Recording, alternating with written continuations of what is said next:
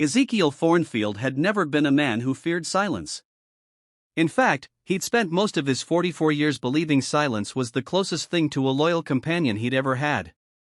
But on this particular afternoon, as the sun dragged long golden spears of light across the valley and the wind ran restless fingers through the grass, the silence felt different, too expectant, almost watchful. He stood on the porch of his ranch, polishing his boots until he could see the faded reflection of a man who had spent the past year learning how to rebuild hope. That was why today mattered. Today, if everything went right, he would welcome a new wife, a woman he had been writing letters to for 7 months.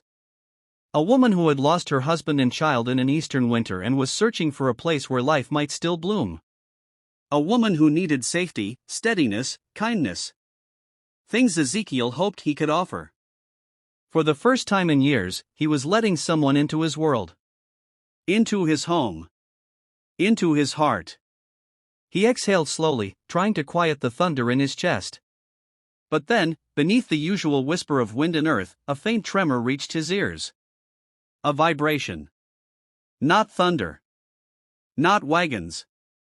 Not cattle. Hoofbeats. At first, he thought it must be a small group, scouts or perhaps cowhands passing through. But the rumble grew stronger, louder, deeper, shaking the wooden planks beneath his boots. Birds scattered. Dust rose from the ground in thin, trembling ripples. Ezekiel's body stiffened. That wasn't a group. That wasn't a caravan. That was an army. And it was coming straight toward him. His first instinct was to reach for the shotgun leaning by the door. But something in the air, some weight, some ancient gravity, made him stop. Instead, he stepped to the edge of the porch and narrowed his eyes toward the valley below. And then he saw them. Hundreds. A sea. A moving horizon. Apache warriors, nearly 400 of them riding in perfect, thunderous formation, filling the canyon from wall to wall. Sunlight flashed off their bows, their spears, their painted faces. Dust curled around their horses' legs like smoke. The sight was overwhelming, breathtaking, almost unreal. Ezekiel froze. This was no accidental meeting. They were coming with purpose. And for the first time in a long time, he felt fear. By the time the first line of warriors reached the clearing, the earth itself seemed to hum. They fanned out in an enormous semicircle in front of his cabin. In their center rode an elder, somber, regal, eyes sharpened by decades of battles and seasons. His braids hung long and silvered. His expression unreadable. Ezekiel's pulse hammered like a trapped bird. This wasn't an ordinary visit. This wasn't a greeting party. This wasn't a mistake. The elder lifted one hand, and 400 warriors instantly stilled.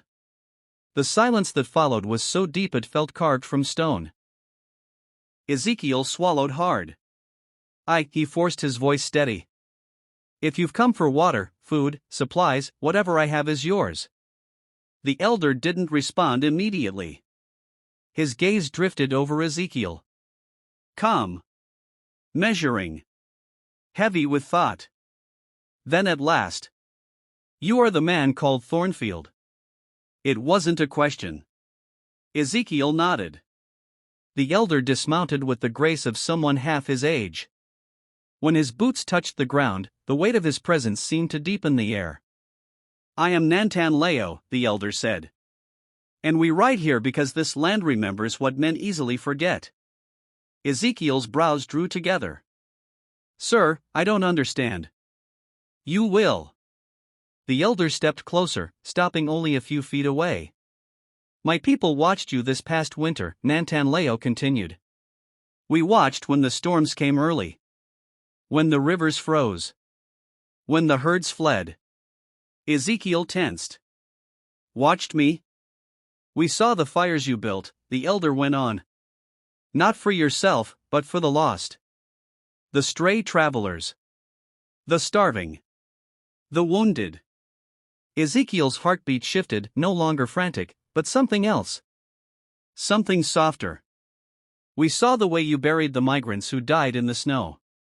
Not in a pit. Not like animals. But with prayers. With blankets.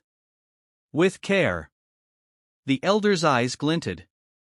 You honored people your world does not honor. Ezekiel didn't know what to say. Those acts were private. Quiet. Done because they were right, not for anyone to witness. I did what any man should do, he murmured. Many men do not. Silence folded between them again, this time different. Not threatening. Heavy with unspoken meaning. It was then Ezekiel realized something strange. Not a single warrior had drawn a weapon. Their faces were not masks of rage, but solemnity. Respect, even. What is it you want from me? Ezekiel finally asked. The elder exhaled slowly and gestured behind him. A young woman rode forward on a chestnut mare. She looked no older than 20. Her eyes carried grief sharp as obsidian, but also a quiet flame, hope waiting for a place to live. She wore a traditional dress trimmed with beadwork, her long hair braided with careful precision. Beside her, 2 warriors carried a small bundle wrapped in a buffalo hide. A child. A tiny child. No more than 3. The elder spoke softly. Her husband fell protecting her. Her family is gone. Her winter was cruel. His gaze flicked toward the child. The boy's mother died giving him life. Ezekiel felt something twist in his chest.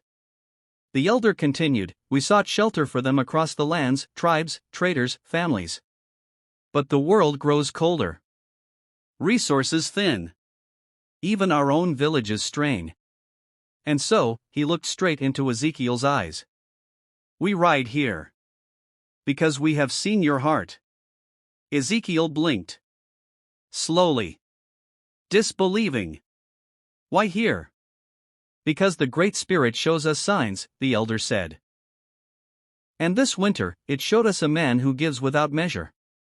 A man who carries kindness the way others carry weapons. Ezekiel's throat tightened. Are you asking me to shelter them? He whispered. No, the elder's voice softened. We are asking you to choose them. The wind stilled. The world seemed to pause. Ezekiel felt his breath catch. This wasn't what he expected today. He had prepared himself to welcome a woman who needed a new start. He had polished his boots for that very reason, anticipating a future where he could offer comfort, protection, partnership. But this was something different. Something bigger. Something life-shifting. He looked at the young woman, at the grief she carried like a shadow. At the child, sleeping softly, unaware of the entire world watching him. He looked at the 400 warriors behind them, silent, trusting him with something sacred. I'm just a rancher, he whispered. I'm not a hero. The elder shook his head. Heroes seek glory.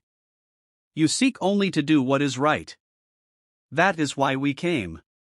Ezekiel closed his eyes. He remembered the lonely nights after his wife's death. The hollow ache. The silence. The heavy, suffocating sense that he was meant to do something more, something that mattered. Maybe this was it. Maybe this was the reason the storms had spared him when so many others had fallen. He opened his eyes and met the elder's gaze. I'll take them, he said softly.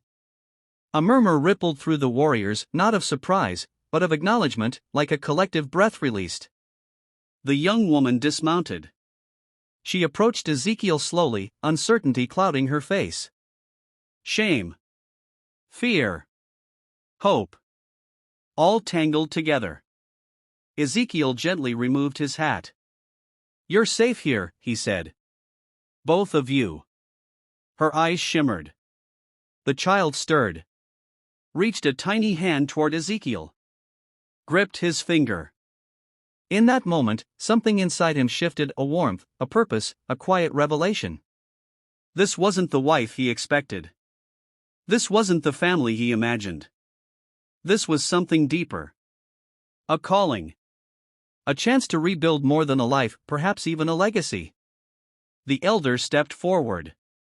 Then it is done. The warriors, as if guided by one spirit, pounded their spears into the earth, 400 heartbeat-strong thuds, echoing through the valley like a blessing.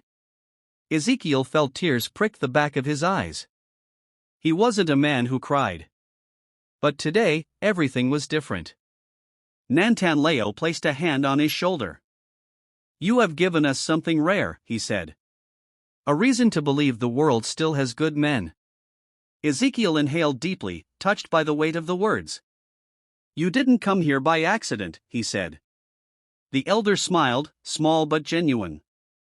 "No. And one day, your descendants will walk between our villages and your ranch as though they were born of both worlds. Because today, a new story begins."